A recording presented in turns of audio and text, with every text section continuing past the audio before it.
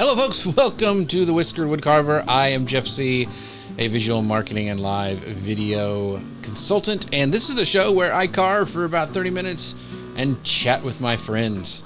Today, we are talking all about introvert or extrovert, and does it really matter? What are you? I want to know. Hey, there's my pal, Rhonda. Rhonda, how are you doing? What are you, Rhonda? I want to know. Are you an introvert or an extrovert? I have an idea, but I'm not sure. And I want to know, does it even matter? I mean, we're always talking about that, trying to put people in like, a box. So I'm kind of wondering, does it even matter? But I'd love to know what you guys all are. So let's jump right into the carving cam and get started. I've been messing with my my cameras and stuff, so we'll see if this works any better. As always, we're going to put our safety apparatus on, my my cut-proof glove and my thumb guard. And what we're going to be finishing, well, not finishing up, but we'll be working on today is Mr. Bear. Yeah. I've been working on his face. That's the prototype, and this is the second time I've carved this, and this is how far we've gotten so far. Anyway, let's get started. So it's been a good week so far. I didn't go live last night because I had to do a virtual conference for some people in Australia and New Zealand, and it was late for me, early for them. It still boggles my mind that like when it was the next day for them in the morning. So yeah, it's like time travel. It makes your brain hurt. So Joshua says, I'm an intro Josh. I like I like being out, but I hate people. You don't hate people, but you enjoy your time. So I get that. Hey, Mia Voss. So she goes, I can only pop in for a minute, but I want to throw my comment in. I'm an ambivert, outgoing introvert. People and situations can wear me out. And just to make sure I spend some time on my own to regenerate. So this social distancing thing isn't a huge problem for me necessarily. So I'm with you, Mia. I think I'm kind of the same way. I love public speaking, but I love being on stage and doing all that stuff. But I need to have my recharge time, kind of like you. So yeah. So I guess I am an ambivert. But does it matter really? Because I think, one, I think we can change, and two, I just don't like putting people in boxes. But it's good to know, what you are. So you are an extrovert. What does that mean? Is that misspelling, Rhonda? What's an extrovert? Introvert, extrovert, extrovert. I don't know. But I'm like, I used to, in like high school, sometimes I would get in trouble because I was like on stage. I was like really outgoing and, people and, fun. And then when I would be around people, are like, Jeff, be funny. And I'm like, and so people thought a lot of times that I was stuck up, and I was just like, no, I'm just kind of shy. So you're the same thing as Rhonda goes, intro, extra, outro, who knows? Yes, it changes on with my moods. But like this, Mia said it wasn't, this whole thing is social distancing wasn't killing her. It's kind of, a lot of times I'll be like, my Jeep hasn't moved all week, and it's been a good week. So yeah, I enjoy people. I like talking with them. I like being in masterminds and stuff, but I don't mind being by myself either. So, but I also don't like being told what to do. So this being told to stay home, I know I need to do it, but I think it's because I was told to. A little rebellious streak in me.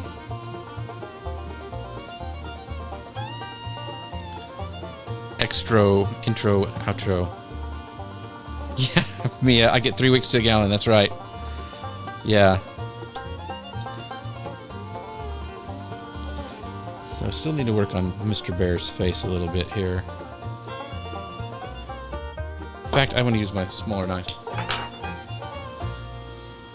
So, yeah, it was bumming me out that I'm like, I don't have any conferences that I'm looking forward to go to, and that's kind of wearing on me a little bit. but because that's where I can go in short bursts, I guess. But yeah, I'm not, it's not killing me. Like, I have a friend, Jason, who he just loves people, and it's just killing him. He just wants to, he just wants to hug people. I mean, it's just, you can just tell.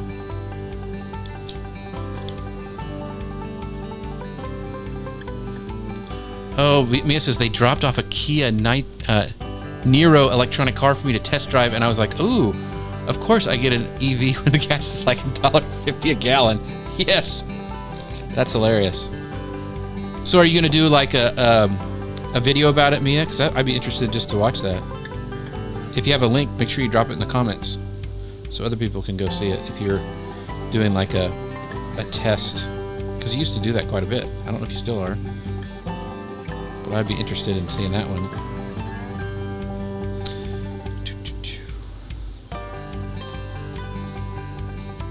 Yeah, I think a lot of people, like my friends who are extroverts, they get their like energy from being out in crowds and stuff, and I enjoy it. I love seeing everybody like at Social Media Marketing World, but I am ready for my bed. I'm not one of those staying out all night, just talking.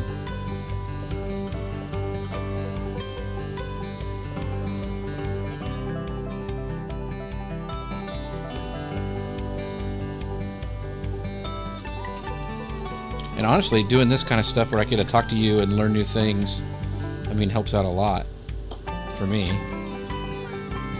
Because I get to do a lot of live video stuff, and I get a lot of, I guess, my energy or needing to be extrovertedness that way. Why do you think we need to classify people like that? I wonder why. It's everybody's so interested. Like, are you an extrovert? Are you introvert? Are you ambivert? It's just, and doing the Enneagrams and all that stuff. I wonder why we're so interested in, classifying people like that. So Mia goes, yes, I will. It has a really cool car. Give you a heads up when the review is out. This week I'm test driving a Chevy Blazer. Nowhere to go, but I'll get there quickly and in style. Very cool.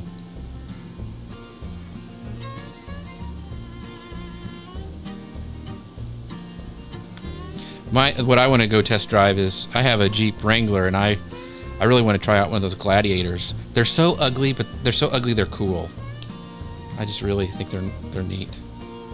I love my Jeep though.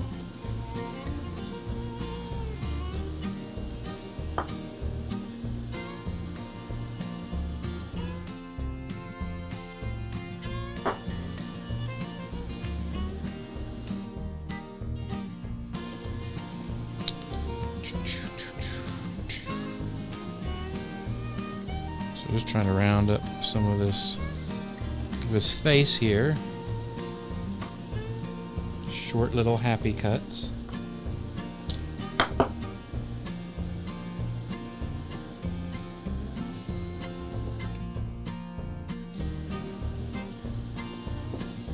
Yeah, those Gladiators do look brawny, don't they? Yeah, they remind me a little bit about the old. I always wanted in high school one of the Volkswagen Things, because they were just ugly too, but they're just cool. So I don't know, but I miss it having a truck around, but I love my Jeep, so that may be my next one. So Rhonda goes, I find the Enneagram fascinating. I don't care what others are necessarily. For me, it's about self-discovery and developing my own emotional intelligence. Yeah, I think that's good, Rhonda, because I think when I've taken some of those tests, like the DISC, and in fact, I have the Enneagram. A friend of mine gave me. I need to go take. He's has a subscription to one of those things, and I think it helps me learn what other people are, so I can I can understand where they're coming from. So I think that helps me. Like the DISC, I'm like going, oh, that guy's a D. Okay, I need to do this. So that's where I think it's very helpful.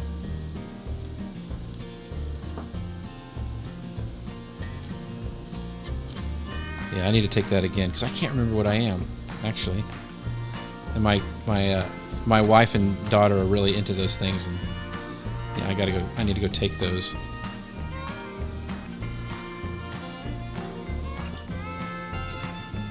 His face is coming together, see? It's so fun to watch coming out of a plain block of wood. I just really need to get this to smooth out a little bit.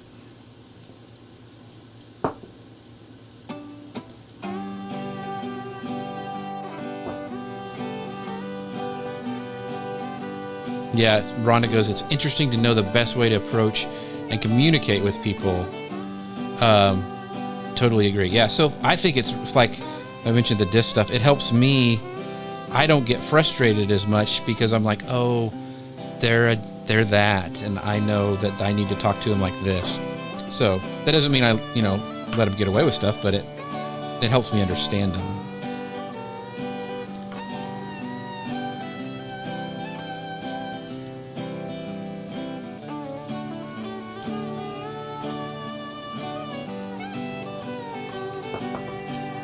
There's a little groove in this ear from the bandsaw, and I'm trying to get it out.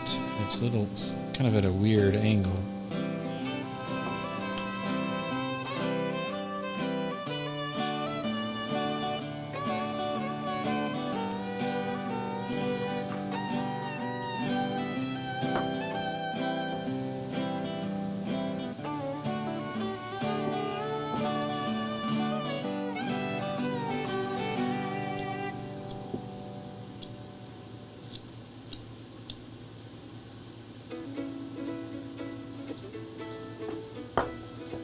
Start rounding this ear up a little bit.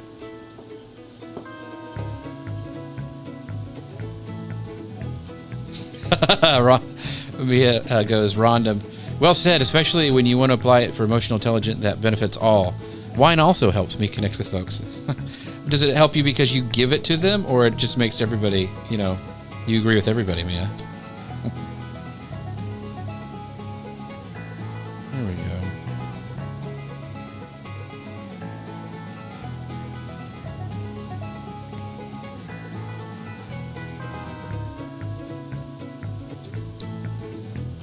Just chipping right there.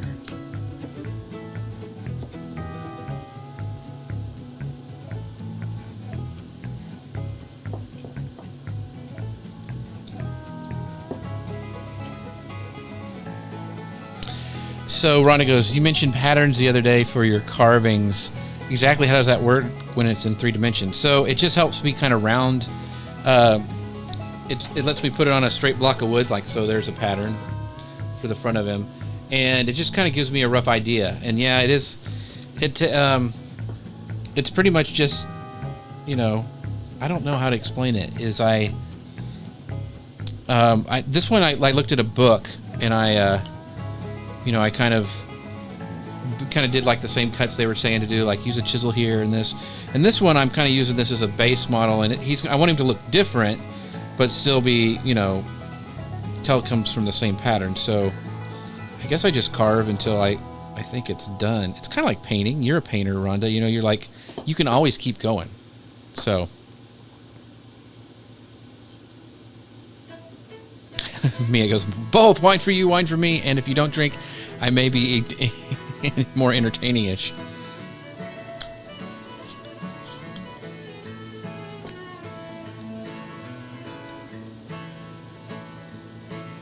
So I probably need to start thinking about where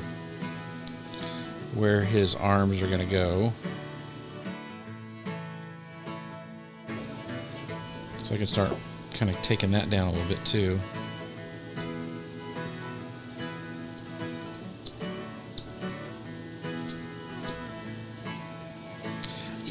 So when I cut it off, I'll pencil in. Rhonda asked, so do you pencil in to start with? Yeah, when I start on a block of wood, it ends up like this is a Santa one. When you're done cutting it out, it's like, that's this guy here, and then you just start carving away, and you can see well, you can't see, but see where the nose is right there, and so you kind of have, it's going to be in the center. So I'll make my sketch where his nose is going to be and kind of how the way I want it, and then just start taking wood off around it. So, and it's been interesting doing these live because I talk And I'm not concentrated as much as I usually am. But I think it's all going to turn out.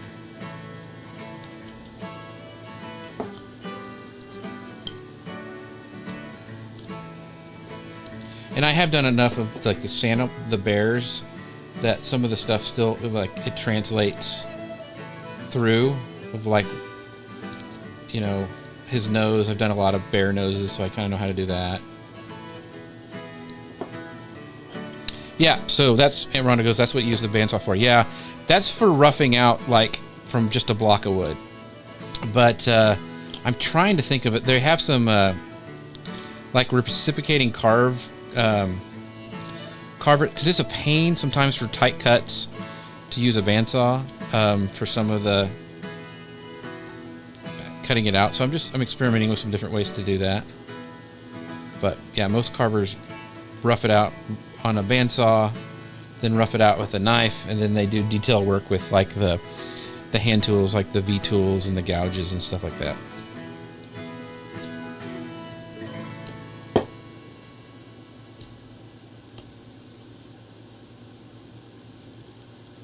So I'm just trying to get a space here.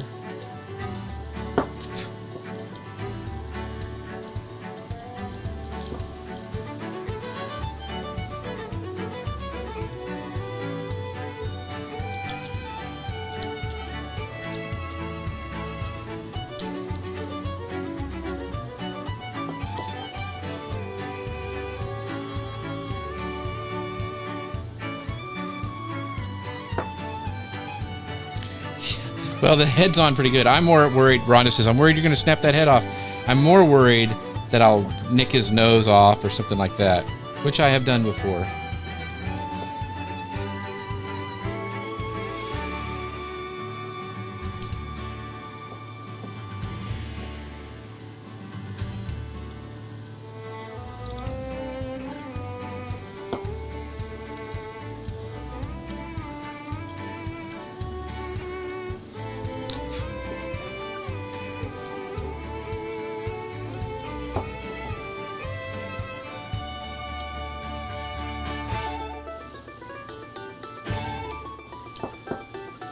All right, getting there. There's a couple little marks I'm trying to get out.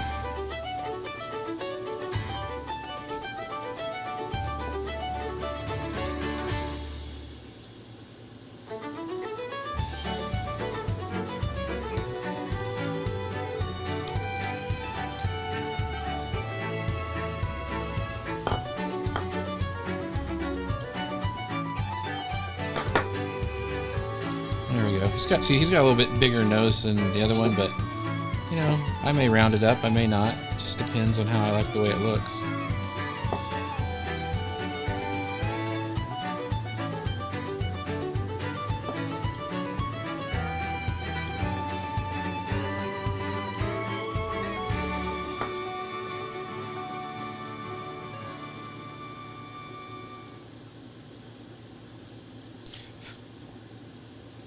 I was watching some old-time carvers on YouTube, and they just fly. They're so much faster than me, but part of me is that I don't want to fly through stuff because I enjoy it and I want to, you know, have some fun while I'm doing it and learn along the way.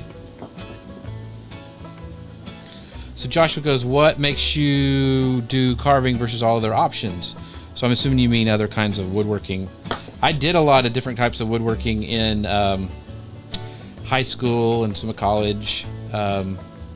We always had a shop when I was a kid that I could go in and mess around with. Dad had a little one, and then I was in shop class and all that. But I just always wanted to carve because it seemed more... I mean, I enjoy doing woodworking and stuff, but this is more like, I don't know, art, like learning how to paint, learning how to carve. On my bucket list is to do glass blowing. There's the same place where I went and saw carving at this place in Missouri called Silver Dollar City, where I would watch the carvers carve. They also had glass blowers, and I'm just like, that is awesome. But it's like, I don't go, where do you set that up in your house? You know, Carving's a little more reachable, I guess.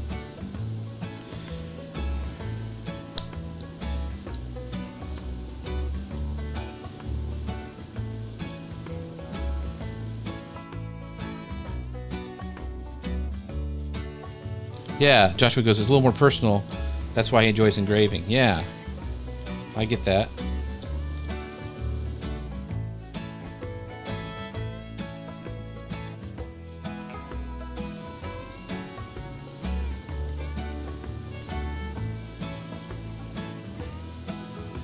Yeah, glass blowers are fascinating. I think there was a thing on Netflix where they had those, and it was funny because whenever it rained at Silver City, it was kind of an amusement park and stuff like that.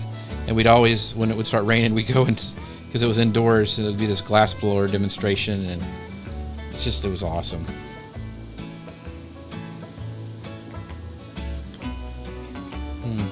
So what I'm doing here is I'm looking at it straight, trying to get his ears the way I want them.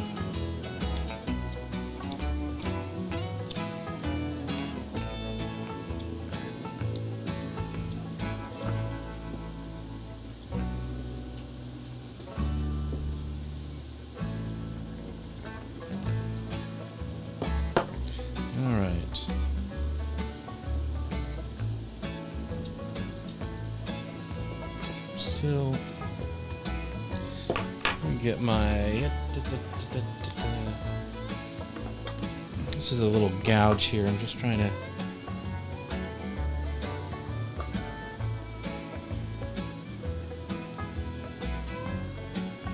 There's a little line that I'm trying to take out.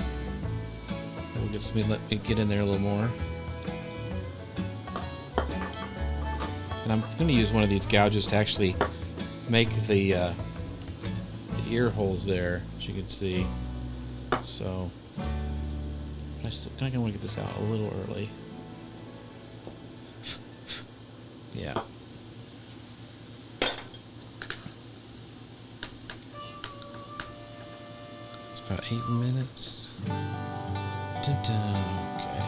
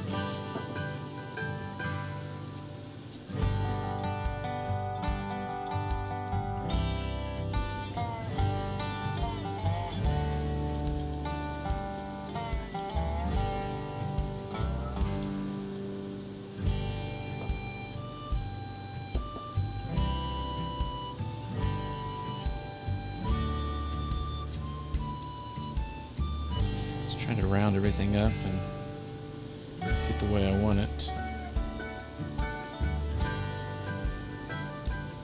And I also like to try little different things on each one, like, oh, should I make his ears a little bigger this time, or what should I do?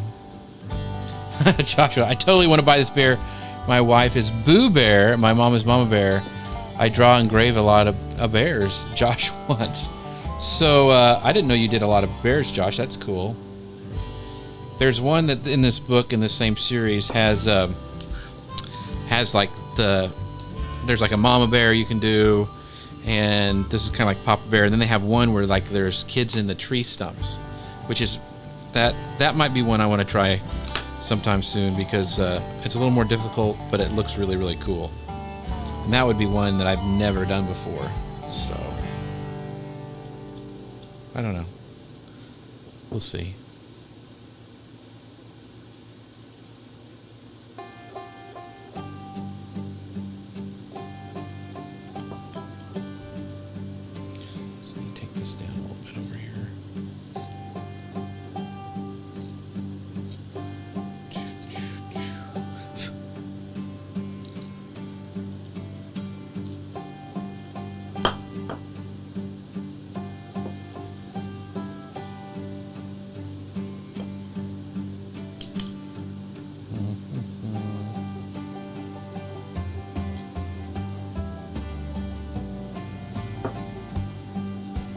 Yeah, Dad did the stump for those bears.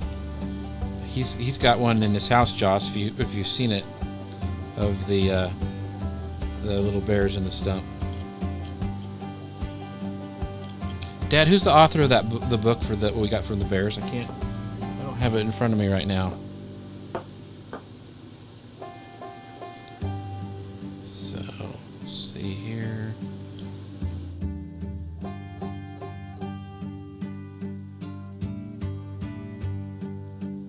Oh no.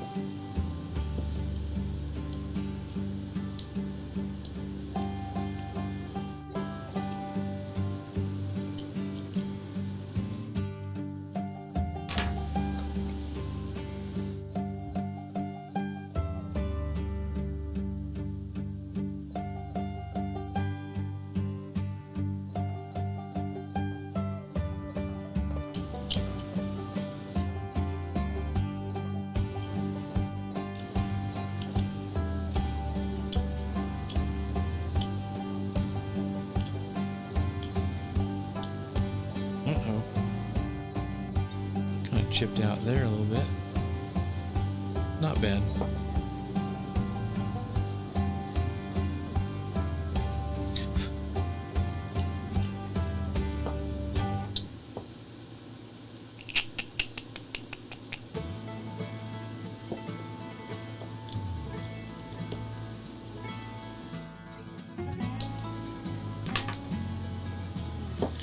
This just seems really, I don't know if my knife's dull or just really hard wood.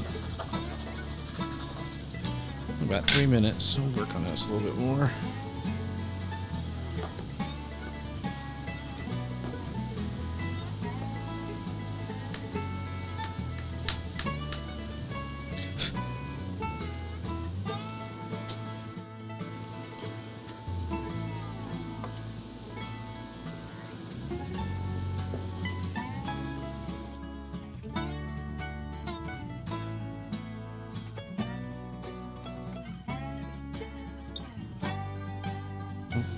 Kind of out of the picture. There we go.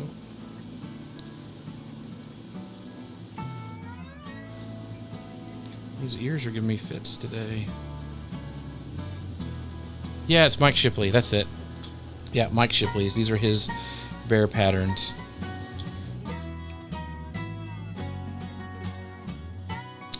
Yep, I like his style.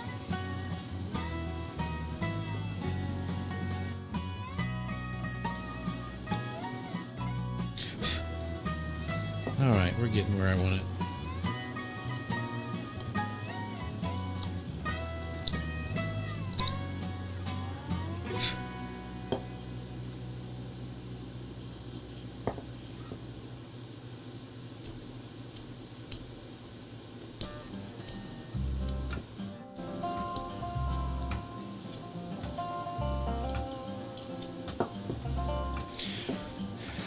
Yeah, you should go look at Mr. Shipley's bears.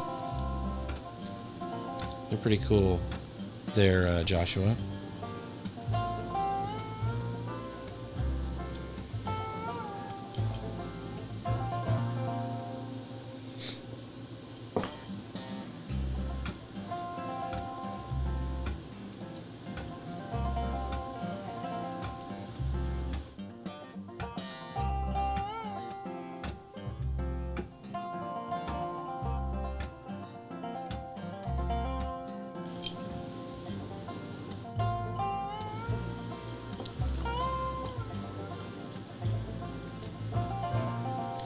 It's just really kind of splintering out here. A lot of those little fuzzies.